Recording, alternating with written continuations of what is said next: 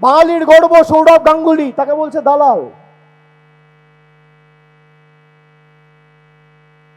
যারা পিঠ বাঁচাতে গেছে বিজেপির কাছে, তো সৌরভ গাঙ্গুলি যদি দালাল হয়, 2021 সালে বগল দাবাই করে অমিত শাহ, দিলীপ ঘোষ আর শুভেন্দু অধিকারীকে নিয়ে সৌরভ গাঙ্গুলির বাড়িতে গেছিল কেন?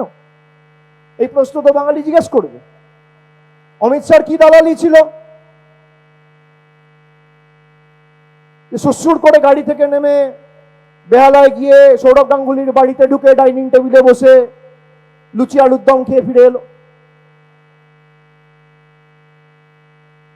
সৌরভকে তল্পি বাহক আর কৃতদাস বানাতে গেছিল, হয়নি। বাঙালি তো মাথা নত করবে না। ভারতবর্ষে 1550 দল আছে। কত? 1540 না 42টা দল আছে। একমাত্র বিজেপির বিরুদ্ধে যদি কেউ লড়াই করে মাঠে, ময়দানে, কোর্টে, পার্লামেন্টে, বুথে, অঞ্চলে, পাড়ায়, গ্রামে, তার নাম তৃণমূল কংগ্রেস।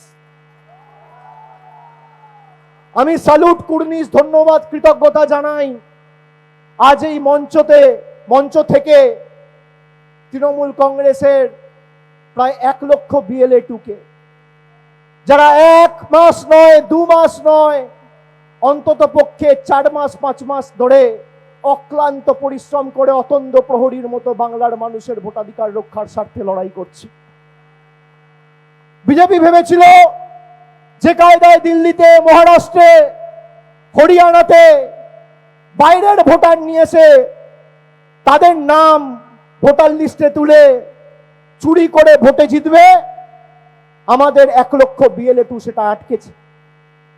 তাই জোর জবরদস্তি 1,20,00,000 মানুষকে লজিক্যাল ডিসক্রিপেন্সির নামে হ্যারাস করা হয়েছে, তাদের হয়রানির শিকার করা হয়েছে।